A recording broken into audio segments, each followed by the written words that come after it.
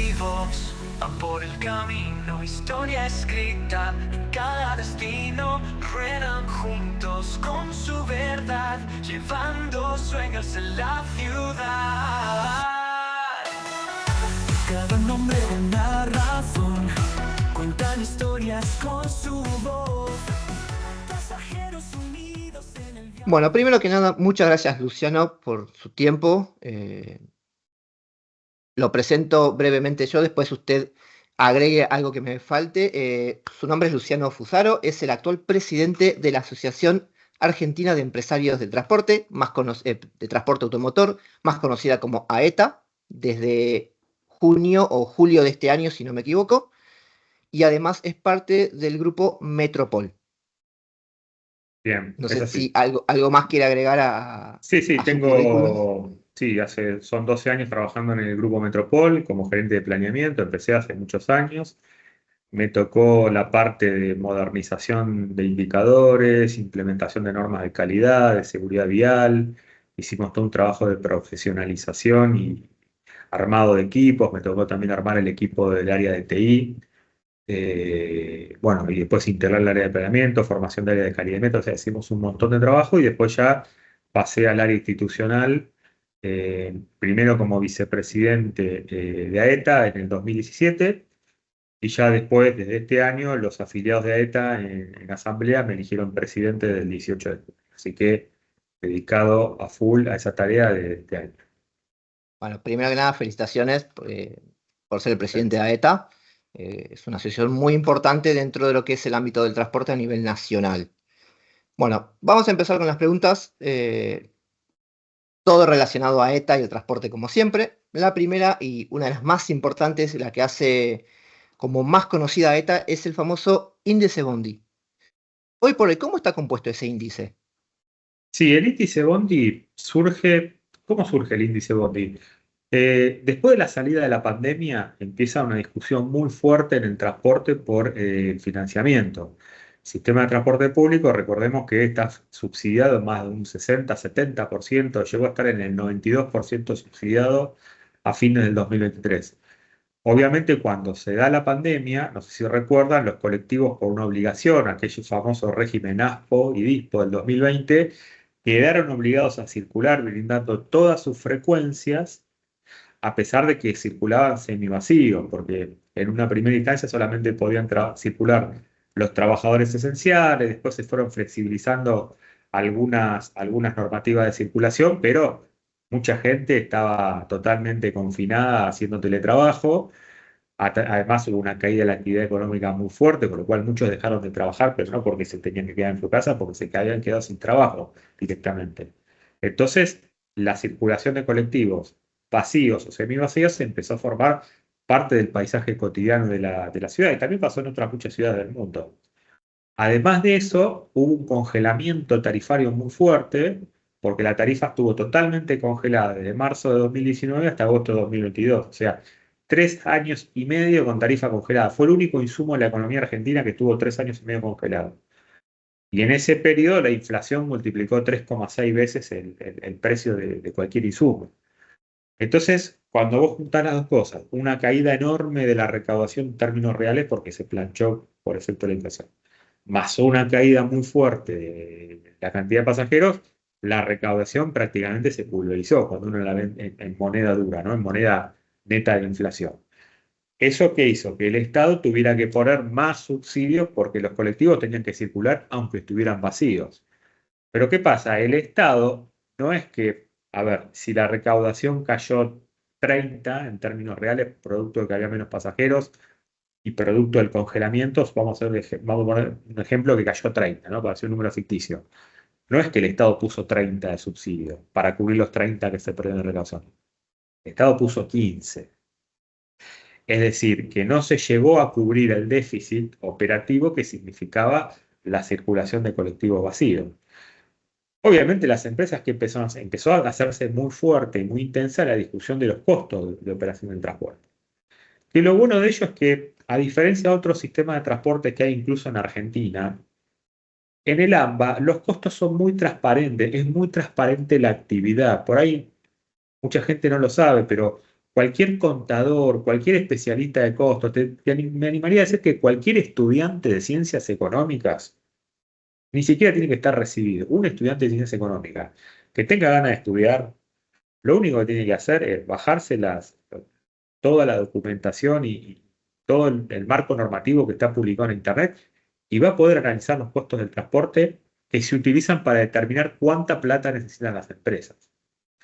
Es decir, hay un marco normativo que es la Resolución 270 del 2009, que es de la Secretaría de Transporte de la Nación, que decidió que los cálculos subsidios surgieran de una base lógica, de una estructura de costo, para que sea transparente la asignación de fondos públicos. El tema es que obviamente porque el Estado siempre está en una restricción fiscal, porque políticamente es muy difícil aumentar la tarifa, tampoco es fácil poner plata de subsidio, porque a veces la política prefiere ese dinero destinarlo a otras cosas que políticamente rinda más, como por ejemplo hacer una obra pública. Entonces, siempre es muy difícil que esas normas se actualicen como debieran. Es como las jubilaciones, el Estado no paga las jubilaciones de acuerdo a lo que debería ganar de acuerdo a la canasta básica de un jubilado. Te paga las jubilaciones de acuerdo a lo que puede. Y cada tanto te tira un bono y son los jubilados. Entonces, imagínate una empresa de transporte. Peor todavía. Entonces, ¿qué pasa? Si se cumplía ese marco normativo que dice cuánto vale el gasoil, vale, no sé, 1.000 pesos. ¿Cuánto vale una cubierta? Vale tanto, ¿no? Y así vos vas poniendo los precios reales de cuánto cuesta cada cosa, la maniobra. De ahí te sale automáticamente cuánto debería costar la tarifa técnica. Llámese tarifa técnica a la tarifa que surge de una base de costos antes de cualquier tipo de subsidios. De hecho, esa tarifa técnica hoy nosotros la hemos calculado en 1.300 pesos. Con esa tarifa técnica surgía esta base de cálculo. Pero ¿qué pasa? El Estado siempre demoraba las actualizaciones y en un contexto de alta inflación eso es muy dañino porque quedas muy desfasado. Pero vos por permiso tenés que seguir laburando igual, dando el 100% de las frecuencias como si los costos estuvieran bien calculados. Entonces se genera una brecha. Nosotros empezamos a notar ese fenómeno y ahí surgió la idea de hacer un índice Bondi. El índice Bondi está esperado en, no sé, por ejemplo, el índice Big Mac te mide en los países Sí. el nivel de costos o la presión impositiva de un país generalmente se mide a través del índice Big Mac. Cuando más caro es un Big Mac, como es un producto homogéneo, se supone que es un país de economía mucho más cara. De hecho, hoy Argentina está con el índice Big Mac, creo que es el más caro por ahí. O sea, eso es una señal, es un indicador. Entonces nosotros inspirados en eso, decimos, bueno, vamos al índice Bondi. Tomemos la metodología que usa la Secretaría de Transporte, que nunca nadie la objetó, y esto es algo muy bueno. Han pasado los gobiernos de todos signos políticos, estoy hablando de 2009 hasta hoy, pasaron 15 años. Todos los signos políticos, todas las administraciones, y nadie nunca cuestionó esa metodología, porque la verdad que está muy bien hecha. Cualquier investigador de costos, cualquier contador, cualquier persona apasionada de economía de transporte que la analice va a entender que tiene una base lógica muy buena porque es muy precisa y además está alimentada de datos duros. El registro de kilómetros sale de la SUB, o sea, son todas bases que nunca nadie ha cuestionado porque la verdad que funciona muy bien. Entonces lo que hicimos es, bueno, tomemos esa metodología, pero pongamos los precios reales de las cosas, no el precio ficticio. Es decir, si un colectivo hoy vale 200 millones de pesos, vos vas a una concesionaria y te querés comprar uno, vale eso, bueno, pongamos que el colectivo vale 200 millones de pesos. Y así con cada insumo, los precios reales, no los precios de conveniencia del regulador para que el Excel le dé lo que quiere que le dé. Ahí nace el índice Bondi. Ese índice Bondi desde octubre de 2021 lo hemos venido actualizando y hoy en día nos da que el costo real de mover un usuario en el AMBA es de 1.300 pesos. La tarifa técnica sería, ¿no? Antes de subsidio. Y la tarifa técnica que le da al regulador hoy, con la metodología vigente, pero con los precios que puso la Secretaría de Transporte, le da 850 pesos. O fíjate la brecha que tenemos. Por eso nosotros, el índice Bondi, y además, después han habido investigaciones independientes, como por ejemplo la UBA, el IEP, el Instituto de Investigación y Monitoreo de Tarifas y Servicios Públicos, hizo un estudio propio también basado en la metodología del Estado y poniendo los precios reales y le dio creo que 1.200 pesos al mes de junio. Por lo cual estamos hablando de lo mismo, digamos. Nosotros siempre decimos, invitamos a cualquier, incluso contador independiente que se quiera sacar la duda de, che, ¿están bien o están mal los subsidios? Bueno, están las herramientas, está en internet, la base de cálculo, todo. Cualquier investigación independiente te va a dar que el costo real es ese. Entonces, nosotros con el índice Bondi pretendemos generar una conciencia respecto a cuánto cuestan las cosas. No quiere decir que después el boleto tenga que estar 1.300 pesos, porque está claro que los subsidios van a seguir estando. En cualquier escenario, nadie ve una quita de los subsidios en el mediano plazo, pero sí que haya una conciencia real, porque cuando uno paga a veces, recordemos que a principio de año pagábamos 50 pesos el boleto mínimo, una ridiculez. Hoy 300 pesos, yo entiendo que para mucha gente puede ser mucho, más cuando se toma más de un colectivo, pero frente a lo que cuesta realmente, que es 1.300 pesos, es una fracción, más aún cuando es el boleto más barato del país.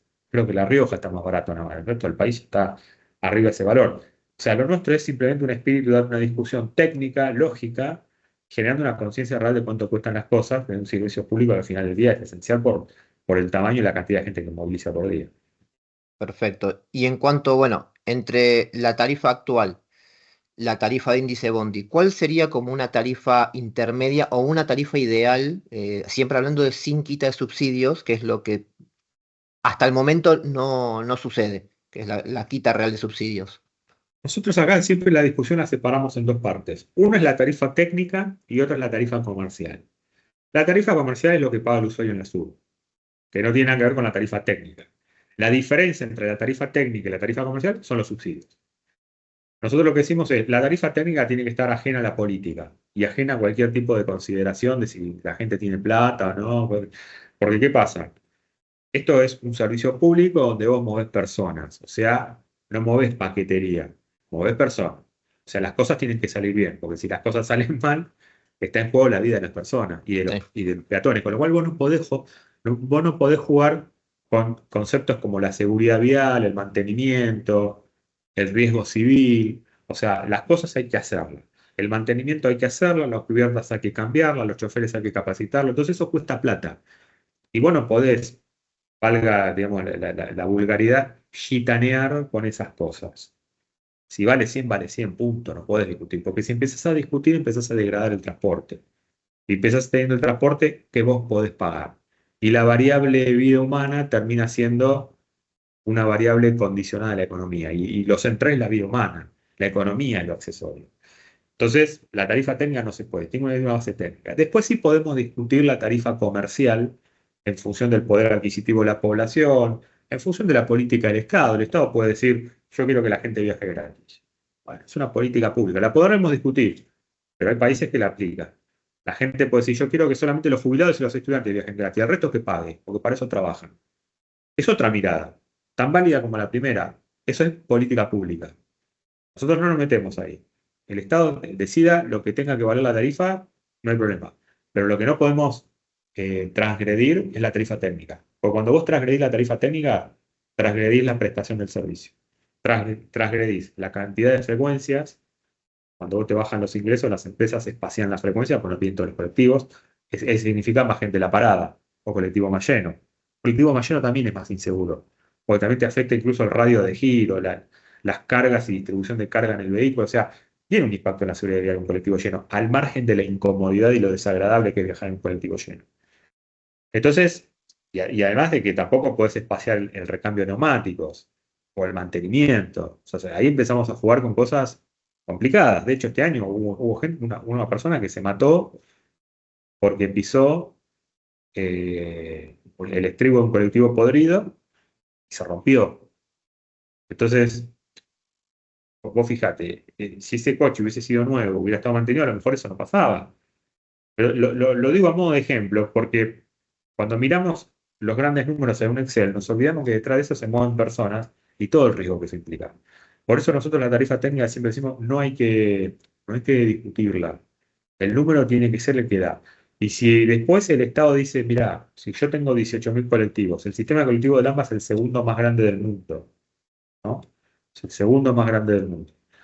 Eh, Obviamente que si vos lo vas a subsidiar al 90% te va a dar mucha plata para pagar. Pero yo no quiero pagar tanta plata. Bueno, si no quiero pagar tanta plata, entonces tengo que decidir qué sistema de transporte quiero. ¿Quiero un sistema de transporte de 16.000 colectivos, de 15.000 colectivos? Bueno, a lo mejor tendré que unificar donde hay varias líneas compitiendo, tendré que poner una sola línea, tendré que hacer ese tipo de cambio de replanificación del sistema de transporte. Pero eso todavía nadie lo discute. Las trazas son las que son, el volumen de pasajeros es el que es, entonces el costo es el que es. Hasta tanto se rediseñe y tengamos otra red, con otra cantidad de colectivos, con otra frecuencia, que también se puede. Hay ciudades Por ejemplo, en Los Ángeles, si vos te vas a Los Ángeles es una ciudad que tiene Los Ángeles y Gran Los Ángeles, es más o menos parecida a AMBA, ¿no? En volumen, y es un poco más extensa geográficamente. Obviamente Los Ángeles es una ciudad, cuando vos la ves, está pensada para andar en auto, hay autopistas por todos lados, etcétera. Y el sistema de transporte de Los Ángeles en un año mueve la cantidad de gente que en el AMBA se mueve en un mes, entre trenes y subtes. O sea, es 12 veces menos cantidad de usuarios del sistema de transporte público. Por eso es una ciudad pensada para autos. O sea, la política de transporte en Los Ángeles, que tiene la misma población que el AMBA, fue para ese lado. En el AMBA no es, el AMBA primero que no es como en Estados Unidos, la familia tiene 3 autos, no pasa eso. No. Entonces, la gente se mueve en transporte público. Entonces, la política tiene que pensar en eso. Y a lo mejor vos podés hacer cosas intermedias. Bueno, a lo mejor podrás hacer más carriles exclusivos, centro de transbordo, donde a lo mejor en una avenida donde hay varios colectivos, pones un centro de transbordo en uno y un centro de transbordo en otro, y juntás los colectivos ahí, y en la avenida hay una sola línea circulando. Entonces vos ahí ahorrás gasoil, ahorrás costo, ahorrás espacio en la vía pública, ahorrás contaminación, pero por ahí la gente viaja un poquito más incómoda porque tiene un colectivo prefijado, uno solo que va por una sola vía, no va a tener tantas opciones. Pero bueno, eso es un trade-off entre conveniencia, costo, calidad, disponibilidad. Para eso está la planificación del transporte, que es un rol de la autoridad local o competente en el transporte. Pero ese es el paso previo. El resultado de esto te va a dar un número, y una vez que estés en el número lo tenés que respetar. Y ese es el gran déficit de la política pública de transporte en este país desde hace al menos 20 años, que nacen los subsidios, donde en realidad toda la discusión no es por la prestación del servicio, es cuánta plata quiero poner en subsidio, nada más. Y las empresas terminan siendo la variable de ajuste. Entonces, cuando no tienen plata, bajan los niveles de prestación porque no les alcanza. Y cuando tienen plata, y esto se puede ver, hay gráficos muy interesantes, cuando los subsidios estuvieron bien calculados y el sistema estaba bien, realmente te voy a decir algo, las empresas sí tenían plata, lo primero que hacían es invertir y ponían unidades nuevas. Y esto lo hemos visto en las series históricas. Cuando entras al 2014, 2013, 14, 15, teníamos 3 años de antigüedad promedio. Los colectivos eran nuevos. Sí. Lo cual te demuestra que un empresario colectivo, cuando tiene plata, lo primero que hace es invertir. ¿Por qué? Porque son pymes que toda su vida vivieron de eso, hijos, nietos de transportistas. Entonces, lo primero que hacía, que diría hasta como un acto reflejo, hasta para proteger la moneda, el ahorro, ahorraban comprando fierros, poniendo la plata en colectivos 0 kilómetros. Y eso está bueno porque también le sirve al usuario. El colectivo nuevo se rompe menos, anda mejor, hace menos ruido, más cómodo, más seguro. O sea, tiene un círculo virtuoso esto. Bueno, eso lamentablemente se ha ido perdiendo, entonces ese stock de capital que se acumuló durante muchos años es el que hoy permite a las empresas sobrevivir a pesar de la quita feroz de subsidios que no fue compensada debidamente con tarifa. Es decir, el Estado usó el stock de capital de las empresas, o sea, el ahorro que habían tenido y lo habían puesto en unidades nuevas, para financiar la quita de subsidios. Lo que nosotros decimos es una expropiación indirecta. El Estado ha expropiado indirectamente, y es un fenómeno que por lo menos desde el 2016 se viene dando ininterrumpidamente en las 3 gestiones que hubo. Ha habido una expropiación indirecta del capital a través del incumplimiento de los contratos de transporte o un deliberado atraso de los ingresos respecto a la inflación, en este cálculo de tarifa técnica, por conveniencias políticas, fiscales y sociales, porque aumentar la tarifa tiene un costo político y social, y aumentar los subsidios tiene un costo fiscal. Entonces me evito ambos costos, expropiando el capital de las empresas, sabiendo que tienen coches nuevos, que bueno, dejen de renovar las unidades. Entonces, con esa plata que se ahorran de renovar unidades, cubran el déficit que les estamos ocasionando por no actualizar los ingresos.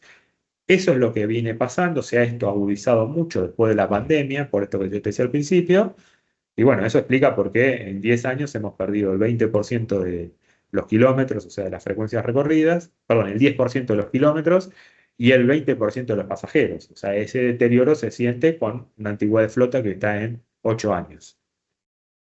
Bueno, como mencionás, la renovación de unidades hoy por hoy está costando bastante a varias empresas.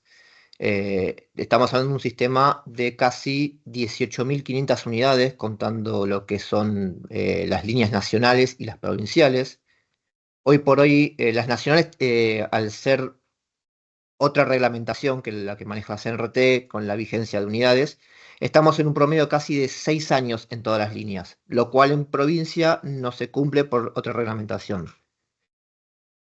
¿Vos ves que es muy complicado para varias empresas renovar unidades hoy por hoy? Hay algunas que, como vos decís, tienen su capital y pueden renovar constantemente, que son las más grandes y la que históricamente siempre renovaron. Pero tenemos muchas empresas más chicas que se ve que se está haciendo muy difícil la renovación. Y también eso implica un perjuicio en el transporte y en los pasajeros.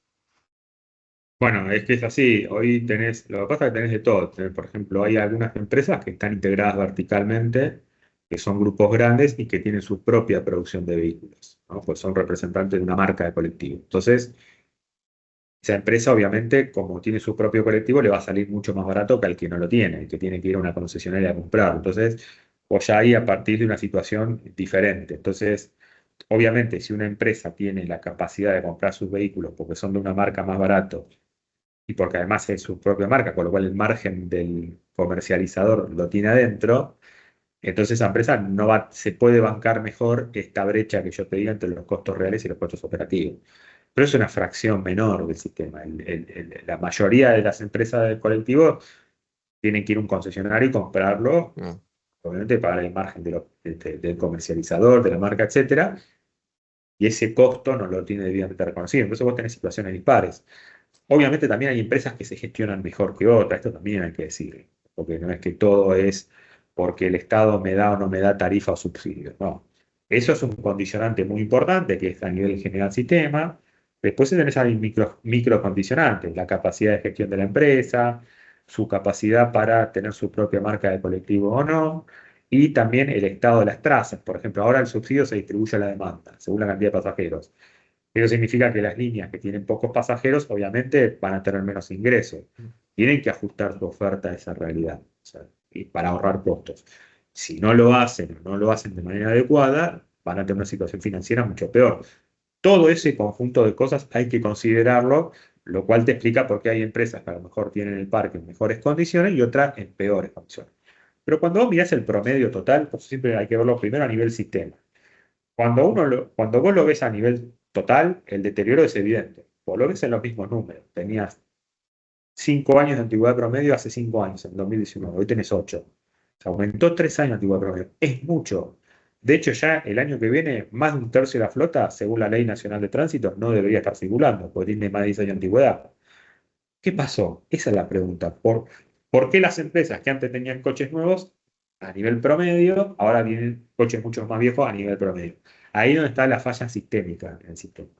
Porque eso es insustentable. Vos no lo podés prorrogar indefinidamente en el tiempo porque te quedas sin empresas.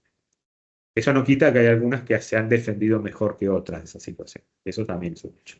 Se ve, por También ejemplo, en Capital, perdón, porque en Capital vos tenés sí. mejores trazas. Vos en Capital tenés el estado de los pisos es diferente, etcétera, y tenés coches que vos los ves y no parece que estuviera tan mal. No parece que hubiera una... Porque encima tenés abundancia de colectivos, porque tenés muchas trazas superpuestas, etc. Pero lamentablemente la Ciudad de Buenos Aires es apenas el 10% del AMPA. Porque de los 18.000 colectivos, solamente 1.800 son de Cava. El 90% del AMPA es conurbano. Y ahí la realidad es muy distinta por los pisos, por la demanda de población, porque no hay bicisenda, porque no hay subte, porque hay menos empleo teletrabajable. Entonces, la gente, las masas que se suben a colectivos en pisos que están en peores condiciones es muy superior. Por eso ahí sí se siente mucho más el deterioro del transporte. Bueno, con este tema de la no actualización en cuanto a los subsidios, tuvimos un retroceso en cuanto que hubo que pedir prórroga de vigencia de unidades. Hay unidades que tienen más de 10 años que hoy por hoy están circulando y podemos hablar de unidades de casi 13 años circulando en AMBA, en líneas nacionales, lo cual es un retroceso muy evidente ya. Sí, eso hay que corregirlo, pero como todo, para corregir un problema vos primero tenés que conocer las causas y atacar la causa, no los efectos. La mayor antigüedad es el efecto de un problema. La causa de ese problema es que hubo un atraso sistemático en la actualización combinada de tarifas y subsidios respecto a la inflación a lo largo del tiempo que ha hecho que las empresas se tomen el capital. El regulador, sabiendo de esta situación, que las empresas podían aguantar esa brecha comiéndose el capital, obviamente lo utilizaron a su favor. Porque siempre la agenda de la política y la agenda fiscal es de corto plazo. Y el proceso de descapitalización de una empresa es a largo plazo. La consecuencia la va a ver otro funcionario. Eso es así, lamentablemente, y lo vemos también en general en los servicios públicos. Hubo una época en Argentina donde se cortaba la luz. Hubo verano donde se cortaba la luz. Yo me acuerdo, no sé, en los años 80 había corte de luz programado en el verano, pero eran pesados, y no podías ver televisión en determinados horarios. La gente por ahí se olvida. Hubo gente que no la vivió. Vos tenías horarios para ver televisión. A partir de determinado horario no podías hacer más nada y tenías que andar en velas. Es una locura eso. Pero bueno, 2 años después o 3 años después se privatizaron las empresas de transporte, de energía, se normalizaron tarifas y después durante 10 años resulta que no hubo ningún corte de luz. Entonces, ¿qué pasó? Y bueno, se volvió a invertir, había tarifas acordes, distinto a la situación donde había hiperinflación y no se respetaban los contratos. Bueno, se deja de invertir, las consecuencias, el usuario siempre va a pagar. Esto es así, lo sabemos todos, usuario de servicios públicos, ya sea transporte, luz, agua, etcétera.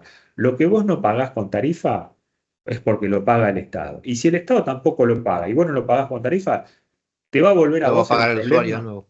Lo va a pagar el usuario cediendo calidad y cediendo seguridad. Entonces, ¿qué es más caro? ¿Qué me salta más barato? ¿Tener corte de luz o pagar la luz lo que vale? Bueno, esas son las discusiones que nunca se terminan de zanjar y bueno, estamos siempre con estos dilemas que se han hecho permanentes en este país, lamentablemente. En cuanto a las flotas de las líneas de AMBA, en 20 años la población creció en un nivel muy alto, pero se siguen manteniendo la cantidad de unidades. No es raro, no es preocupante también, y que Sí, venga también de la mano de empresas no poder renovar, no poder agregar, o que no le habiliten agregar más unidades. sí, mira, entre censo y censo, entre el 2022, entre el 2010 y el 2022, los dos últimos censos que hubo, la población del AMBA creció creo que un 12%, ¿no? Estamos hablando de 1,7 millones de habitantes entre censo y censo.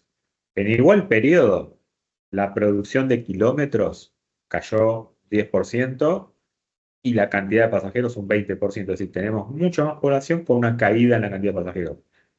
Algunos van a decir, sí, pero hay más bicisenda, sí, pero hay más motos, sí, pero hay más teletrabajo. Pero insisto, esos fenómenos, sobre todo del teletrabajo, es mucho menos masivo de lo que la gente cree. La mayoría de las personas, por ejemplo, la construcción no es teletrabajo. No hay teletrabajo ahí. Hay muchos empleos en el teletrabajo. Generalmente se lo mira desde que es un empleado administrativo, pero ese tipo, el empleo teletrabajable es minúsculo frente a lo que representa el universo de trabajadores que se mueven en transporte público. Y aparte son fenómenos por ahí más de determinados lugares del AMBA. La mayoría del AMBA, porque el AMBA tiene el AMBA tiene esa particularidad que tiene las grandes megalópolis latinoamericanas. Vos tenés lugares del AMBA que podrían ser Europa, no es lo mismo Puerto Madero, Recoleta o Palermo, que hay lugares, bueno, no quiero ser peyorativo, no quiero nombrar, pero hay lugares urbanos que sabemos que no son Puerto Madero, Palermo o Belgrano R, que se parecen más a los lugares pobres del tercer mundo, donde hay millones de personas que si no salen de la casa se mueren de hambre, que gracias sí es que tienen internet. Entonces, a veces hay que ser más, hay que entender más la realidad profunda del transporte que va más para ese lado, o la gente se mueve ahí. Entonces, evidentemente, vos tenés varios factores. Es cierto que hubo una caída en la actividad económica, el PIB per cápita de Argentina se mantiene constante desde hace más de 10 años. Ha habido un incremento de la pobreza y ha habido una mayor marginalidad muchos segmentos de la población. Eso obviamente expulsa gente del sistema de transporte público. Pero la realidad es que el deterioro también ha sido mayor, al ser tan grande, que aquel que puede evitar el transporte público lo hace. Cuando es la mejor solución de movilidad urbana. Hay personas que se han comprado una moto o una bicicleta, que es más inseguro. Primero, la bicicleta no es para todo el mundo, porque hay restricciones de edad, de condición física y de distancia y hasta de clima. ¿Ah? Vos el colectivo lo puede usar personas de cualquier edad, de cualquier condición social y en cualquier condición climática, en cualquier distancia.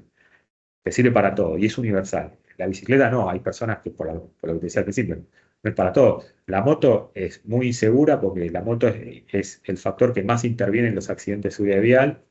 O sea, es insegura la moto por sí, además de los riesgos de robo y el gasto que implica.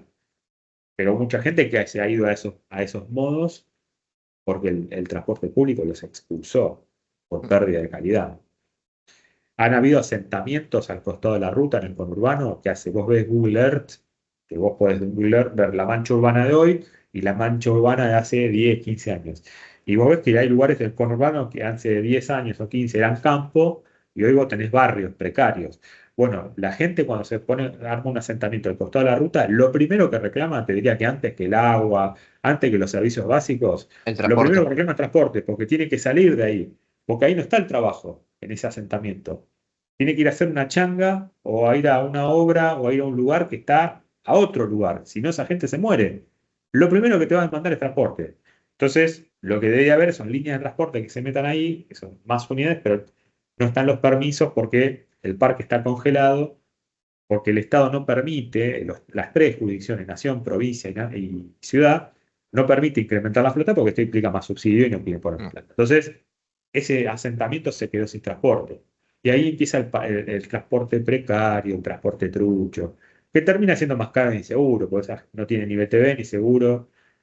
Entonces, esas son las grandes, los grandes déficits de política pública de transporte de todos esos años, por estar todo muy condicionado a la política de subsidios. Terminan pasando ese tipo de situaciones. Entonces, por eso no crecen los colectivos cuando crece la población. Es más, y no solamente que no crece la cantidad de gente que viaja, sino que decrece por todo este cúmulo de factores que te estoy mencionando. Bueno, desde hace ya un tiempo se viene hablando y ahora ya vamos a tener en breve las primeras unidades de coches eléctricos. Hubo una prueba hace varios años con la línea 59, dos coches eléctricos, y ahora volvió de nuevo. Renovación de coches de algunas líneas nacionales, una línea que se va en breve a inaugurar de coches eléctricos exclusivamente. ¿Cómo ven eso? Porque es una renovación de unidades más cara todavía que una normal de gasoil. Ahora, todo lo que es energía, estas son las tendencias globales. Vos, por ejemplo, te vas a Montevideo, no nos vamos muy lejos, vamos a Montevideo, una ciudad hermana que la tenemos acá enfrente, cruzando el río de la Plata. Montevideo tiene un plan para en el 2040, que parece lejano, pero pasa rápido el tiempo, son 15 años nada más. En el 2040 todos los colectivos de Montevideo van a ser eléctricos. De hecho, ya hoy en día, creo que no recuerdo bien, pero creo que el 20% o un porcentaje importante de la flota ya es eléctrica Sí. en Montevideo. Te vas a Santiago de Chile, de vuelta, país vecino, una hora de avión.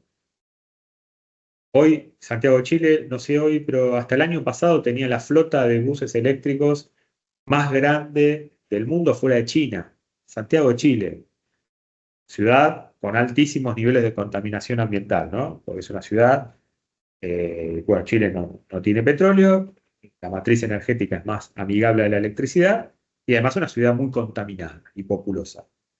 Hubo una política de transporte muy decidida, muy fuerte, un Estado muy presente en ese sentido, apostaron por el eléctrico y hoy es una ciudad modelo en ese sentido.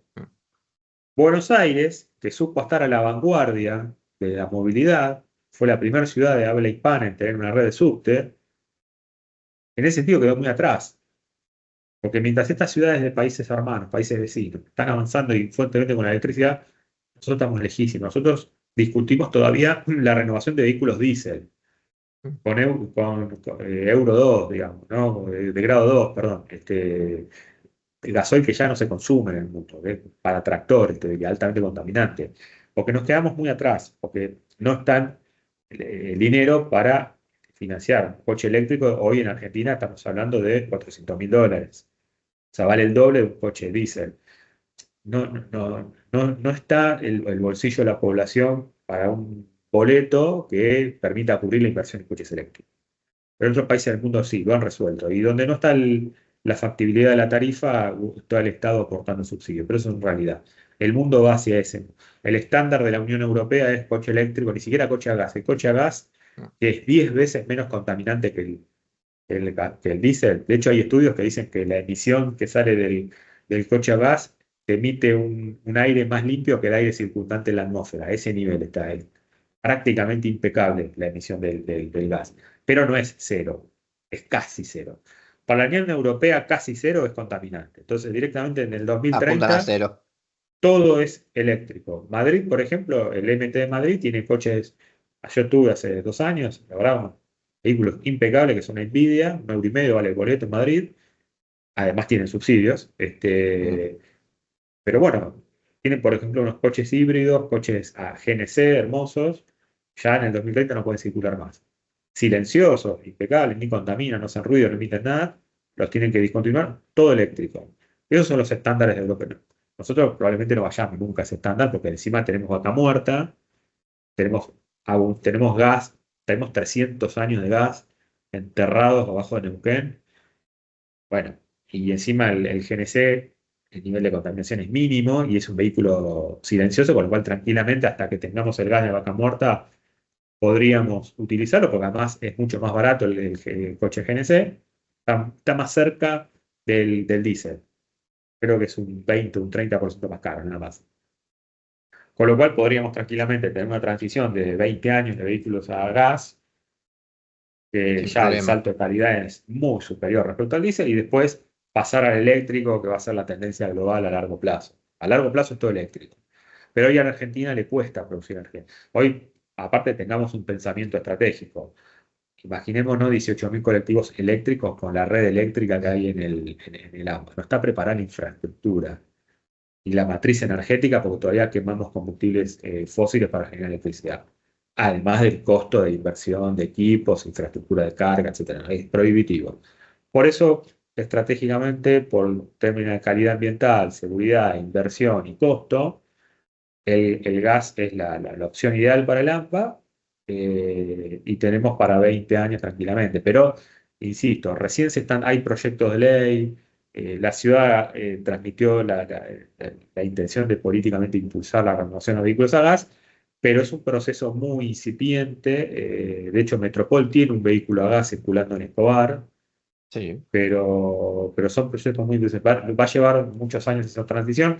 Insisto, está condicionada al reconocimiento de los niveles de inversión, ya sea a través de tarifas o subsidios, para que esto sea posible. Perfecto. Bueno, no podemos dejar de lado en la asociación la parte de empresas de larga distancia, que también está en un momento complicado. Hoy por hoy, las flotas y las empresas, ¿cómo están realmente para brindar los servicios? No, en larga distancia también, digamos, como es un sistema desregulado donde el mercado fija la tarifa. Hoy en día la realidad que es esa, más allá de las bandas tarifarias. El problema de larga distancia es que se vienen cambios muy profundos. Hay que ver qué va a pasar con la industria aérea. Argentina es un país que es uno de los más extensos geográficamente del mundo. Países con la geografía argentina, no sé, vamos al caso de Brasil. Brasil tiene un desarrollo aéreo enorme. Estados Unidos han apostado fuerte a la industria aérea. Argentina tiene industria aérea de cabotaje muy subdesarrollada.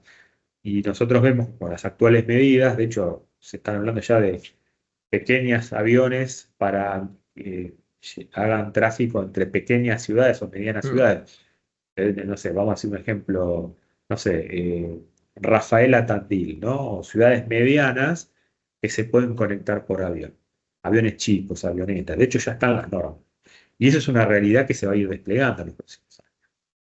Después también hay más tráfico aéreo yendo a aeropuertos convencionales, que también es algo que se empieza a desplegar en los próximos años, que son cosas que ya pasan en otros grandes países. Con lo cual, el transporte de larga distancia se va a tener que reconvertir. Hay veces que esto es como cuando viene las transiciones tecnológicas y y los grandes, por ejemplo, cuando el CD se reemplazó por la música, ¿no? El iPad, el iPod, ese tipo de cosas. Y hoy ya nadie tiene un CD.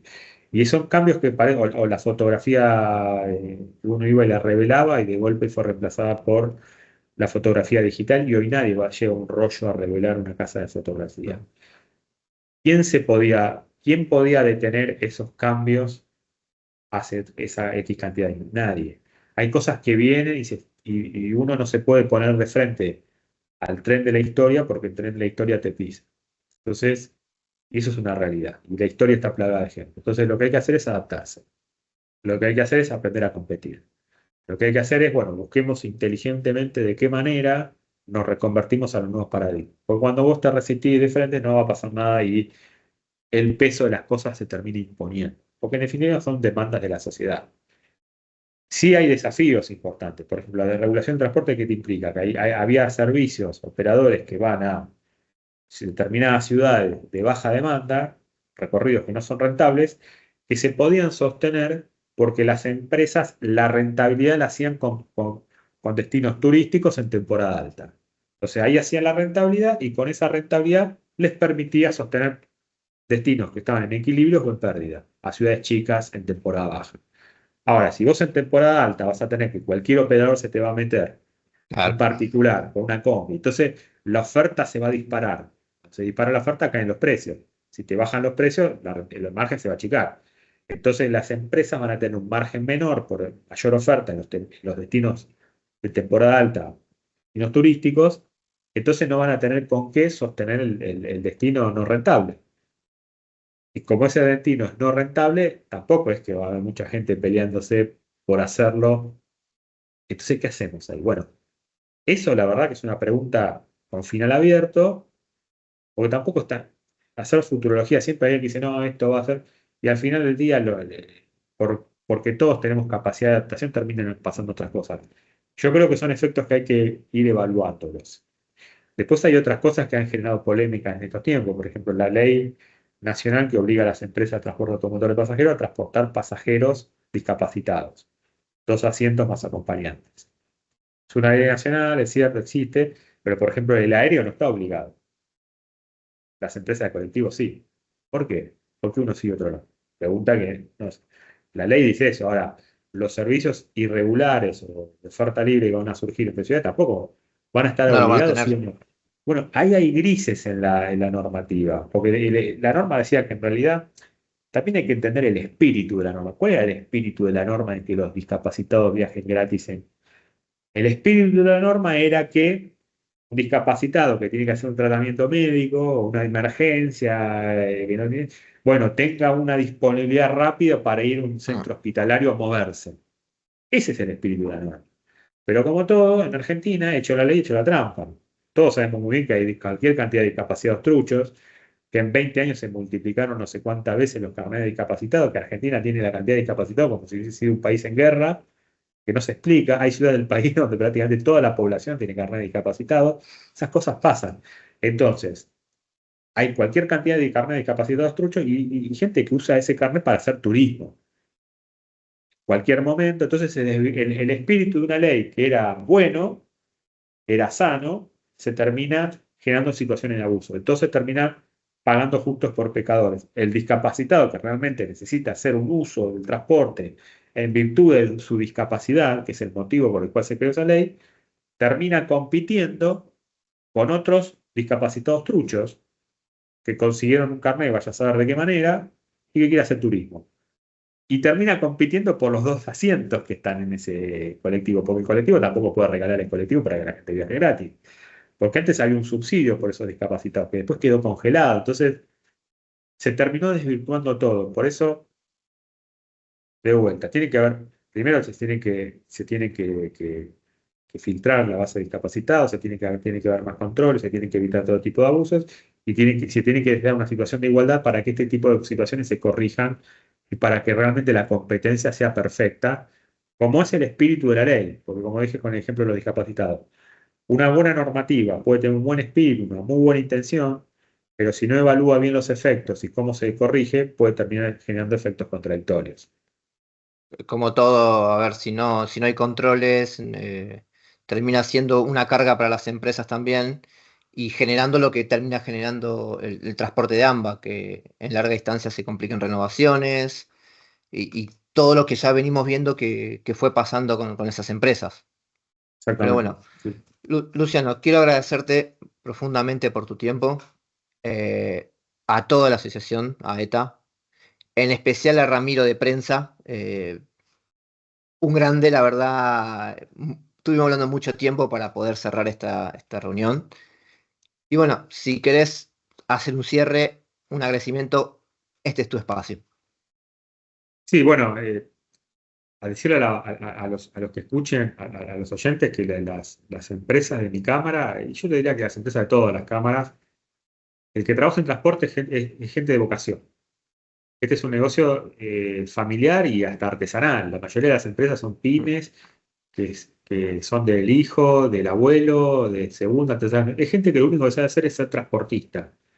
No es que, como yo decía en las redes, leo, si no les negocio, vendan la empresa. Es que no tienen, primero no tienen a quién vendérsela, primero. Segundo, no sabrían hacer otra cosa, porque es gente que fue transportista toda su vida. Y es gente que, si deja de hacer transporte, se muere, porque es prácticamente lo único que han hecho desde siempre. Y a veces hacen esfuerzos enormes, se endeudan. Conozco empresas que se endeudan para pagar salarios y después esa plata no la recuperan más, que han quemado No. ahorros, que han tenido épocas de vacas gordas, es verdad, pero después tienen épocas de vacas flacas y los colectivos siguen andando igual. Y hacen enorme esfuerzo de todo tipo, es un trabajo muy duro porque es 24/7, los servicios no pueden parar, hay que estar, tenés que tener mucha vocación de servicio y bueno, a veces no es debidamente reconocido todo lo que pasa detrás de escena para que esas cuatro ruedas estén circulando, a pesar de todo. Y esa vocación de servicio va a estar siempre. Y como nosotros siempre decimos, nosotros movemos a los que mueven el país. Los que se levantan a la mañana para ir a trabajar, la mayoría se toma un colectivo. Entonces, eso al transportista lo llena de orgullo y a veces ese orgullo es la motivación que tenemos siempre para seguir adelante pese a todas las dificultades. Bueno, Luciano, nuevamente gracias y bueno, espero una próxima en algún momento con mejores noticias, con decir que estamos bajando la renovación a números ideales, con una tarifa ideal para todos, no solo para las empresas. Así que bueno, nuevamente gracias, un saludo a toda la gente de AETA que se portó de 10 la verdad, y en especial a vos. Muchas gracias, un saludo grande.